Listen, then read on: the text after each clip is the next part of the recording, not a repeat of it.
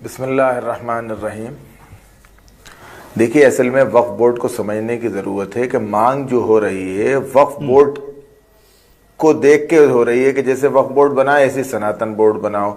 तो पहले ये समझना चाहिए कि वक्फ बोर्ड है क्या।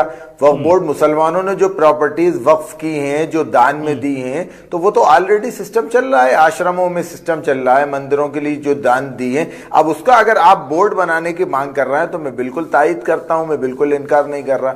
मैं कब मना कर रहा हूं आपसे? धर्मस्व विभाग बना हुआ है जिसका बजट 500 करोड़ है, मसाजिद कमेटी है जिसका बजट 4.25 करोड़ है। तो ये आप फर्क देख लीजिए, तो ये तो फर्क है। अब आप अगर वक्फ बोर्ड को देखकर आप ये कह रहे हैं कि साहब हम सनातन बोर्ड बनाएंगे, तो मैं मांग कर रहा हूं इससे ऊपर के आप सनातन बोर्ड ही क्यों बना रहे हैं? फिर आदिवासी कहां चले जाएंगे? आदिवासी तो अलग है, सनातनी थोड़ी है सभी। और अगर आप सभी को मानना है तो फिर आदिवासियों को उसका मेंबर बनाइए।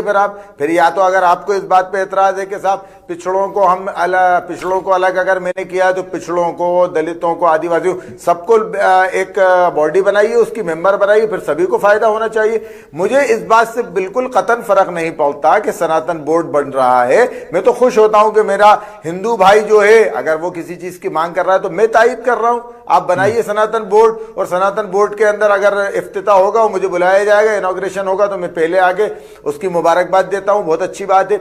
मसला यहां ये हो रहा है कि क्या कथावाचक जो हैं या धर्मगुरु जो हैं उनका कार्य सिर्फ ये है कि अब वो इस टाइप के चीजों की मांग करें?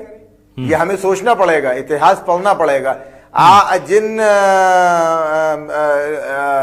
देवी देवताओं को, जिन आदर्श को भगवान राम को मानने वाले, जिन्होंने 14 साल का वनवास किया, सत्ता को लात मार दी, आज अगर आप सत्ता की कुर्सी पे बैठना चाह रहे हैं तो फिर तो मैं ये अपील करूंगा कि फिर हिंदुस्तान के अंदर ये तय कर दीजिए कि जो पीठाधीश्वर होगा, जो आचार्य होगा, जो शंकराचार्य होगा, वही विधानसभा और लोकसभा के चुनाव लड़ेगा। फिर ये तय कर दीजिए। अगर संविधान से देश चलेगा, आपने मांग की, अच्छी बात है, बिल्कुल। मुझे कथावाचक जो हैं धीरेन्द्र शास्त्री हों या वो दूसरे हों, उनसे कोई एतराज नहीं है, खूब मांग कीजिए। मगर आप मांग कर रहे हैं तो ये तो मुझे मतलब हैरत और ताज्जुब की बात है कि सैया भाई कोतवाल, तो फिर डर का है। अरे आप क्यों मांग कर रहे हैं? आपके लिए तो व्यवस्थाएं पहले से, और नहीं है तो और दे दिया जाए, भर भर के दिया जाए। हमें कहीं कतन कोई एतराज नहीं है। और हमें तो इस बात की खुशी है कि कम से कम आप वक्फ बोर्ड को देख के आज आप उसकी नकल करने के लिए मांग कर रहे हैं। कल आप हमारी नमाज को देख के नमाज पढ़ने की भी कोशिश कीजिए।